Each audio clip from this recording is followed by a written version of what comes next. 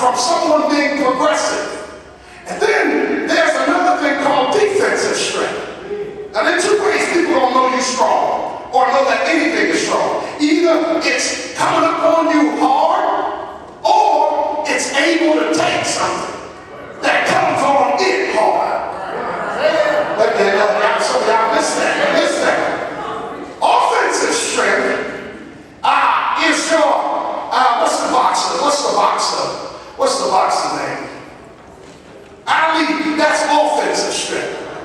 Yeah, Muhammad Ali, he'll come, he'll float like a, sting like a, yeah, he's coming at you.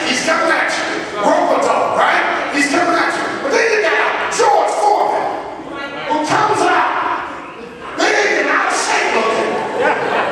And you know he's strong, not because he's coming at Ali hard, but because everything Ali is throwing at him is not phasing him. It's not knocking him off his feet. This word, be strong, this term in Ephesians 6, is not talking about offensive strength. What Paul is saying, he's not saying be strong, the devil. No. God never designed us to attack the devil.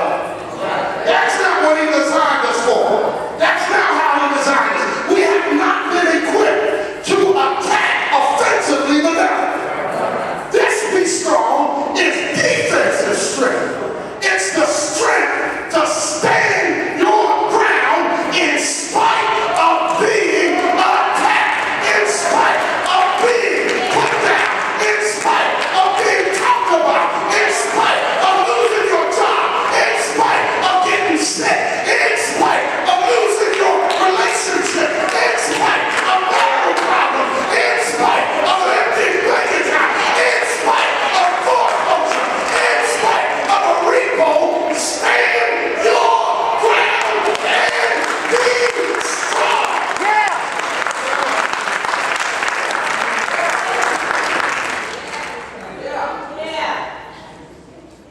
It's the idea of a palm tree that has its roots so deep that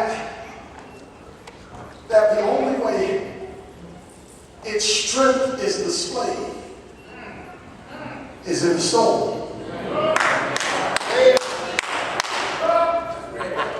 Some of y'all listen. Listen. You're thinking about roast beef or something.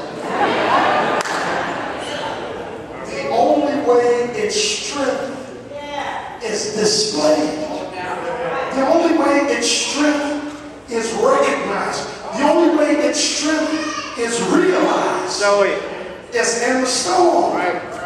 And it doesn't, it's not strong because it doesn't bend. It's strong because it doesn't break.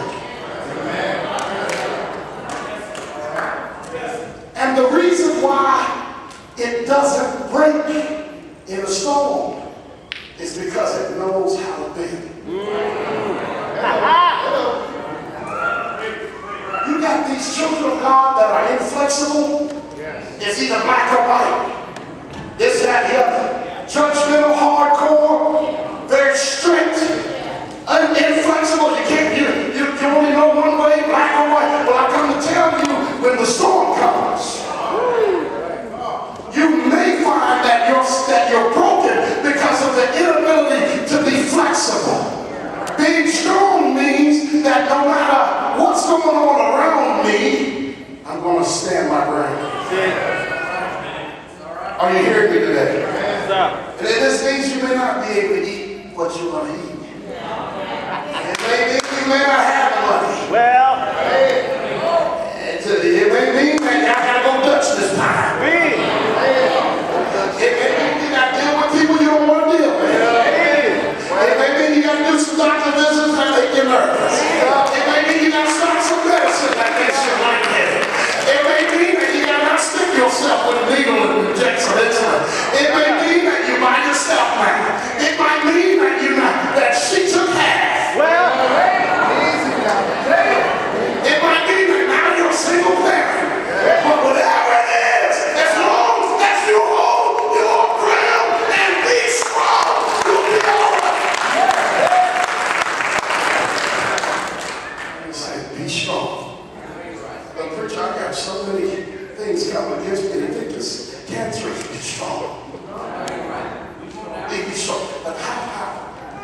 the Lord and in the power of his might. Don't depend on yourself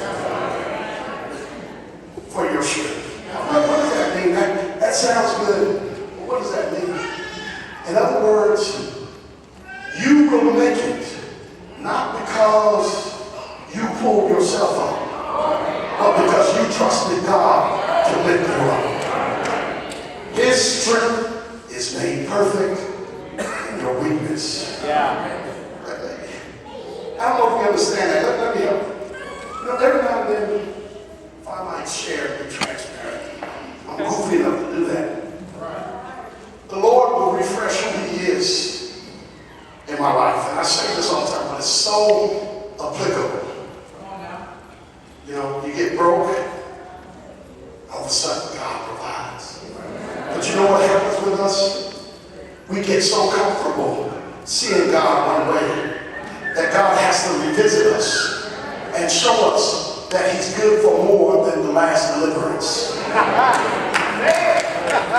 And so here it is, we broke, God provides. Now we see him as a provider. But if he leaves us there, we'll never know he's a healer. So he lets us get sick.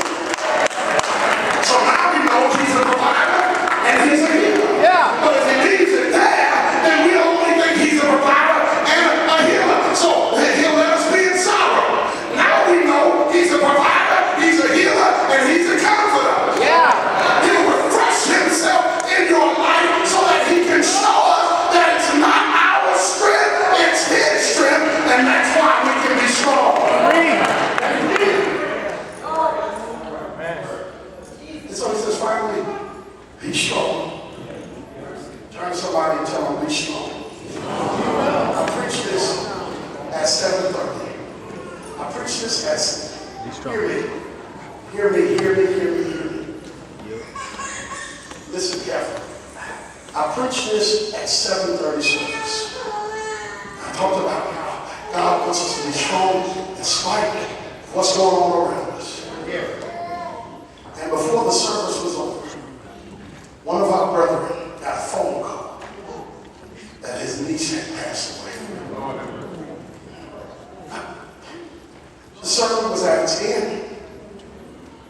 What I'm trying to tell you is that this ain't just a sermon. There's a reason why you're here, and there's a reason why you're hearing what you're hearing. If you read and say, be strong in the Lord.